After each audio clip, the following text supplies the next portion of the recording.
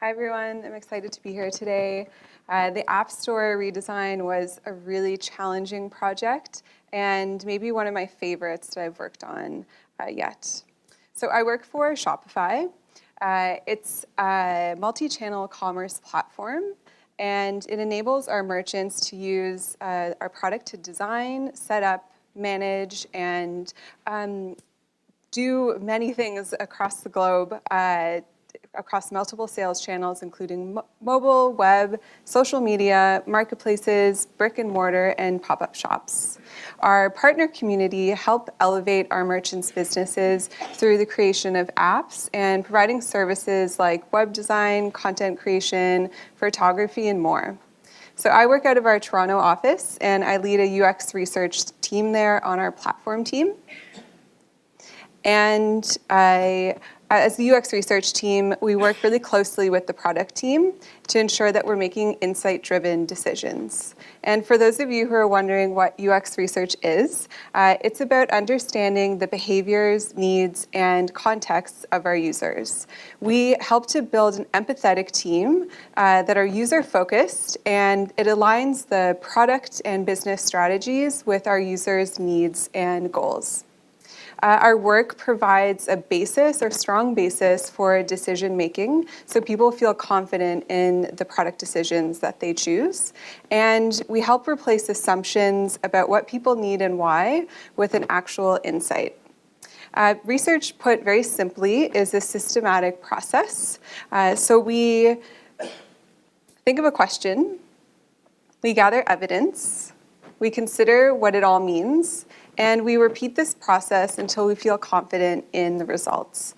And this is a basic process that can be applied no matter what method you're using. It could take 5 minutes or it could take 5 years, but since we're doing product research, we aim to stick to 3 weeks. So this is an image that I came across on Twitter, and I thought it was so perfect because it illustrates the value that a UX researcher brings to a team really well. If we don't understand the context, needs, and behaviors of our users, we end up building a product from our perspective and not our users, and we don't want that. So we typically get involved in a project when there's a risky decision to be made. And the higher the risk, the more necessary the research. The research really helps ground people in their understanding and make key decisions and reduces the risk involved in those decisions. So these are just a few things that we ask teams to consider when they're choosing to work on a project. So is the outcome going to require a lot of time or resources? Will it be at odds with a current solution or practice? Will the outcome not be easy to change back? And for the Shopify App Store, it was all three of these things. Oops. Before we dive into the project, though, I want to paint a picture for you and give you a bit of context about what motivated us to do this work. So in 2018, when we started this project, we saw that merchants had been using more apps in the entire history of Shopify. So just 7 years ago, in 2012, we saw that merchants on average were using 1 app. And then in 2016, they were using 3. And by 2018, it was 6. So this is a big wake-up call for us because it meant that many of our merchants were using many apps. And this number increased with the complexity of a merchant's business. And this continues to be true and continues to grow. So in addition to this, issues of scale were becoming more apparent, and they're causing problems for both our partners and our merchants. The experience offered on the App Store was well designed, but for a different era of web products, and that's my nice way of saying it was dated. It was built for a time when we had a couple hundred apps, and we had gone way past that at an accelerated rate. It just simply wasn't designed for the diversity of merchants that we had. So we had acquired a lot of merchants with really complex business needs, and our app developers had done a really great job of supplementing their needs through creating new apps. And the system that we had in place, the way that we categorized the apps, it was lagging behind. So we are causing a bit of a disservice to our app developers and our merchants because discoverability wasn't as easy as it should be. And because the Shopify App Store wasn't built to scale into this new world of commerce, our team needed to pause and explore the needs and the needs of the developers and our merchants, and understand how the new App Store could reflect these evolving business needs. And this is where I came in. The research we did for this project spanned the entire lifetime of the project, and it followed a 6-phase process that Shopify kind of put together. The framework is called GSD, or as it's otherwise known as Get Shit Done. So Get Shit Done helps project teams be as successful as possible and get shit done. It includes 6 phases. We have idea, think, explore, build, launch, and tweak. The flow of these stages are meant to act as a reminder of the learning that's necessary to fully debate, explore, and understand the domain and purpose of a project. So we're not just going off and building everything. We have to really carefully consider the things that we choose to spend our time on. And this works really well for a UX researcher to be on the team because we add a lot of value, especially up front, where we're all debating and exploring what this problem space is. So for a project as complex as the App Store redesign, this framework really helped align us and keep us on track. And we begin in the idea phase. So this is where we explore the problem space and gather context. And at this point, I ran a workshop with the entire team. So we had the designers, engineers, PM, data, everyone came together. I did a big study on what we knew at that point. So I worked with data analysts to understand what type of behavior was happening on our app store, how many apps existed in our ecosystem, how many partners we had, looked at qualitative studies that existed up until that point, and I shared that with the team. So this workshop was really a point of alignment and helped us identify any gaps of knowledge that we had. And we're also able to use this time to distinguish assumptions from facts. And it's really important for us to do this up front because we don't want to start a project based on things that we assume to be true. And to distinguish facts from assumptions, so use this matrix and basically just get everyone to write out everything that they know. And on pink Post-its or whatever color, they write the things that we know to be true. So if they share them, they have to be informed by a data point, and the things that we think to be true. And we take the things that we think to be true, which are our assumptions, and we map this to this matrix. And this helps identify where our priorities should be in terms of what we should research. So if we don't research one assumption, how risky will that be to the outcome of the project? So from this activity and workshop, I was able to put together a research plan to help us better understand our users. And this brought us to the second phase of think. And here, at this point, I executed on that research. And the new research that we plan to do, paired with the existing knowledge that we had, would offer us a really solid foundation for decision-making and increase our confidence in how we should approach this work. Because really, we could start anywhere, and this was a huge undertaking. So this work really helped us prioritize and get a start. So with app developers, we aim to learn about how they market their apps and how the Shopify App Store fit into that. And with merchants, we wanted to hear about how they find and choose apps and how apps fit into their business and kind of how they saw apps adding value, or if they did. And then finally, we interviewed the Shopify App QA team, and they're the team that oversee all the app submissions and approve apps for our App Store. And we wanted to hear from them about what the current app process was like, what was broken, what needed to be improved. And it was really important to me to talk to these three groups, the app developers, the merchants, and our QA team, because it represents our ecosystem. And for many who are joining this team, the concept of a platform is really new. And I wanted this work to illustrate that if we were making a decision for, let's say, the merchant experience, it would have an impact on the app developers and the internal team in some way. So as you can imagine, these big questions that we asked produced a lot of data.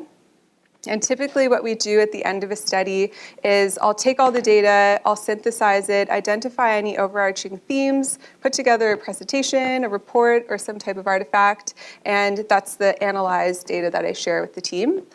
In this case, because there was only one of me and we had a lot of big questions, I enlisted the whole team to help me go through the synthesis process. So here we are together. Again, the entire team came together and we spent about 3 days looking through all the data, identifying key themes, and from that, we were able to create recommendations, next steps, and prioritize the work that we needed to do. So this set us off on the right foot.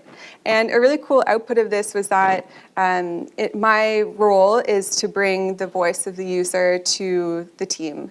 And usually that happens because I run the research and I'm so ingrained in what we're learning in our studies that it's easy for me to offer that perspective. But what this did was it shared that knowledge with everyone. So everyone left the room with a sense of ownership over what we had heard, and they're able to go on in their day-to-day jobs and make all their decisions based on the things that we'd learned. And that moved us over to the explore phase. And at this point, we made our first attempts at solutioning. And here's a snap of some early designs that the product designer created. So we'd often get together in our lounge area and he'd sketch out some user flows and we'd work really collaboratively together. Was what he was creating drawn from problems we'd identified in the research? Was it solving the problems that we'd identified? After kind of getting those gut checks and feeling good about the place of the work, we moved this into a clickable prototype and we did usability testing with our merchants and partners. And we did that to ensure comprehension. So we usually do a usability test at this point in the project to feel confident about what we're about to move forward with, because we don't want to invest in building the code before we feel confident. And then we move to build. So this is where our solution is finalized and we built it out. And we normally start planning at this point a slow rollout. So to test the code and make sure it can handle scale and get feedback from a smaller group of users. But since this is a website, it was kind of like an on or off switch. It was going to be live or it wasn't. So we invested in doing a high fidelity usability test. And what this meant was we were testing something that there were months spent building out. And it was the search and discovery feature. So we wanted to see, were the labels that we use to categorize apps understood by our merchants? Could they find the things that we hoped that they could find on the App Store? And the search experience itself was actually quite different from what had existed. So we wanted to make sure that that made sense to them too, and there were no kind of red flags before we moved forward to launch. And then that brought us to launch. And things definitely took longer than planned to get here. We had a really small team to begin with, and I think we underestimated the amount of work that this would take. So we ended up having new people join the team, and that took time to onboard them. We had to hire new people. I think to start, we had 2 engineers, and we now have a team of 12. So we had to scale the team, and that took time. But I'd love to share with you some of the key improvements that we made based on the things that we learned. So first, we improved our app listing pages. Based on the study of how merchants find and choose apps and how developers market their apps, we improved this page. We knew what information was most important to merchants when they evaluated apps and what developers wanted to achieve on this page. So we took those insights and we applied it to the redesign. And the prioritized details that the merchant cared about were pricing options. So we clarified that and made it more upfront on the page. The support information. Support is a really key factor in making their decision to use an app. They want to know that a developer offers support and that they offer good support. And they want to know the functionality of the app. So I'll get into this a bit later, but a behavior that we saw happening was merchants were coming to the App Store and they'll typically compare 3 or 4 apps, and they want to see what the functionality is and be able to compare that easily. And we updated the app submission form. So through speaking with our internal QA team and app developers, we were able to learn about the things that were broken about this process. And with that knowledge, we improved the form. We added more structured information, like I said, to the app listing page. So before, our app listing was just one big text field and you could put whatever you want in there. Now we are being more specific about the things that we wanted to see from these app developers.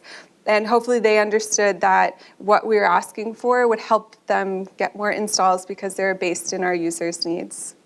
And we also heard that there is a lot of subjectivity in the submission process. So the design component or UX can be quite subjective and based on the person that's reviewing your app. So we're working towards standardizing that process, not only internally, but sharing externally what our expectations are.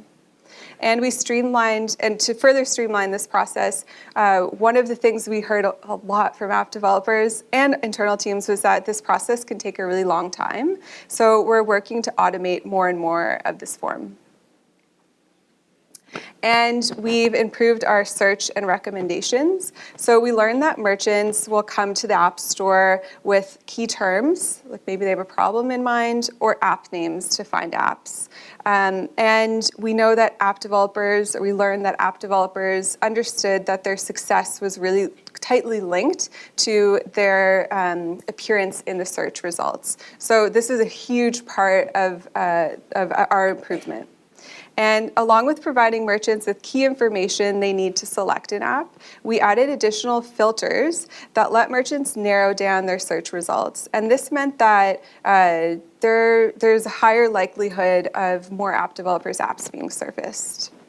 And we improved the recommendations feature. So we have a whole machine learning team that's working on this recommendations algorithm, and we've now plugged that into our app store. So when merchants visit, they see apps that are recommended based on their business, how their business is set up, and this will only improve with time.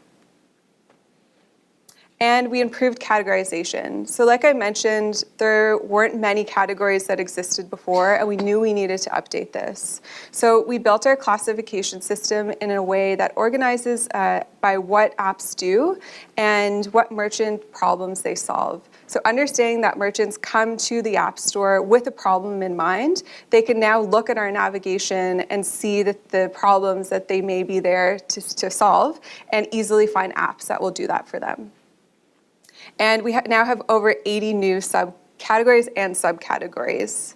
These categories and subcategories have been designed using the same language that merchants use to describe their needs, which helps with more accurate matching. And we did this through doing a method called card sorting. So we had our participants take all of these terms and sort them into different buckets and then name the buckets. So the categories are informed by the language that they use to sort those.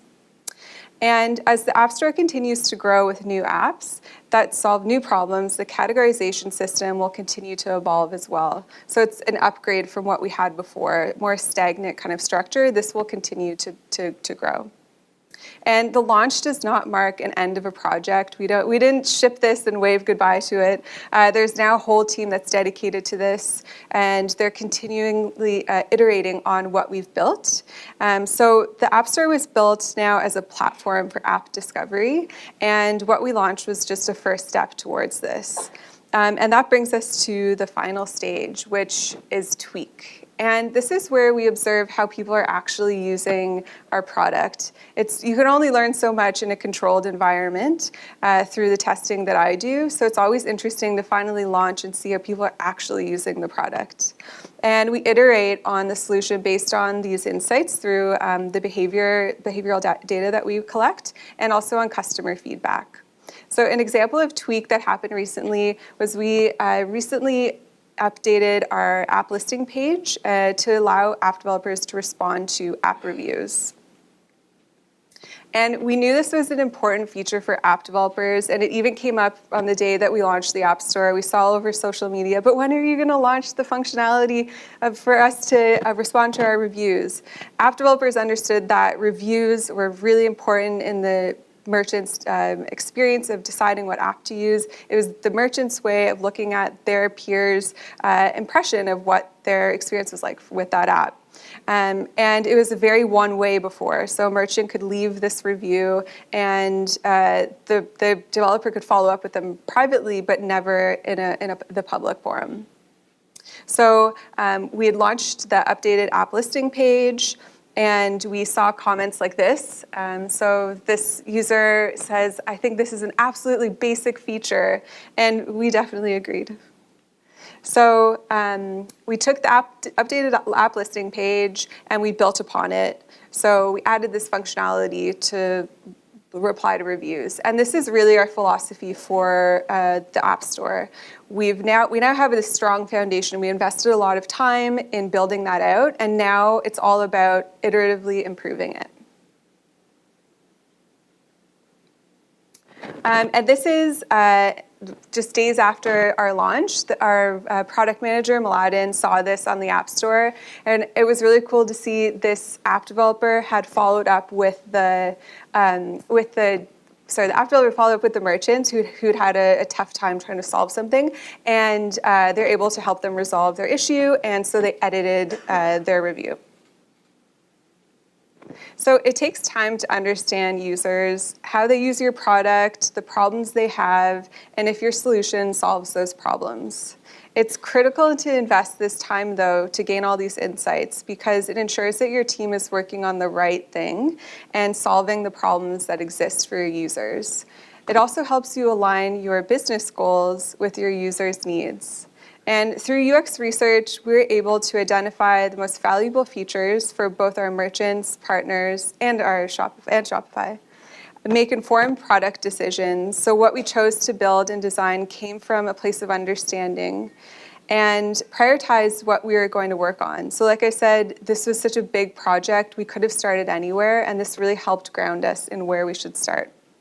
And it was interesting to observe the success of the redesign and report back to the product team on what we should work on next. And this last part is an ongoing effort too. Though I'm not actively involved with this team, we have a data analyst that works with this team, and they're constantly running experiments. So just a few takeaways to consider if you want to approach a redesign for your product or app or service. Define the goal and desired outcome up front, and make this really clear to your team. So for us, it was really important to come together and align at the beginning and do that kickoff workshop. Make time for UX research. I hope that through this presentation you understand the value that a researcher can bring to your team. This allows you to prioritize what you're going to build and really understand what your merchants' needs are. Ship boldly and improve incrementally. So our philosophy is that the App Store is now this living, breathing being, and we're editing and improving it in an ongoing effort. And then finally, just a reminder to keep the platform in mind. Thanks.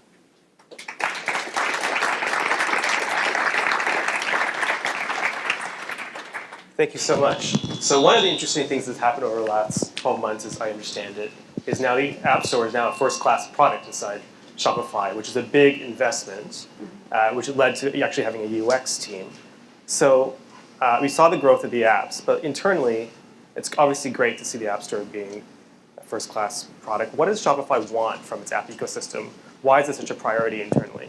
Well, I mean, the slide where I illustrated the merchants' use of apps, I think that was really a wake-up call internally for, I think our team realized the App Store is an important feature of our offering, but internally there wasn't really that same alignment. I don't think that people fully understood internally how the impact of apps.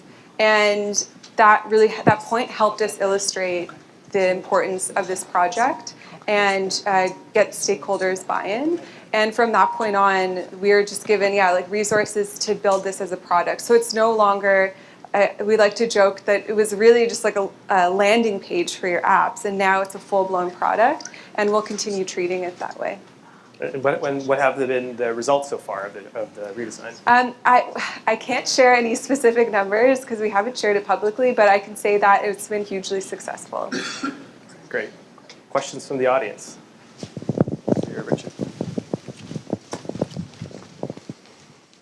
It's a really cool process that you went through. Thank you for sharing. I'm just curious, when you went through the redesign, you mentioned that you redesigned the app submission form. So presumably of the hundreds of apps that were there, maybe some didn't make the cut. I'm just wondering what was your process with respect to apps that needed to get reconfigured or even just kicked off the new platform altogether? It's a really good question, and I wanted to include it in the presentation, but I didn't have time. I think that was maybe the hardest point of the project, where we knew we had to improve the app submission process. And one of the challenges was we had to get the existing app developers to now create this, port their data over to this new form. And we had to review apps that hadn't been reviewed in a long time. So that created a lot of work for us internally, but then also there was some fear that we were putting a lot of work on our app ecosystem, our app developers. And this was complicated for new partners too, because it meant that they were joining our platform and creating an app listing for the existing app store, and then having to create another listing for the new app listing, and then not knowing, we couldn't say, oh, we're going to launch in a month, because we didn't know. So it was, that was really challenging. Thanks, good question. Question over here. So, how did you decide to use App Store over Marketplace or Integration Hub or Ecosystem, and what do those connotate?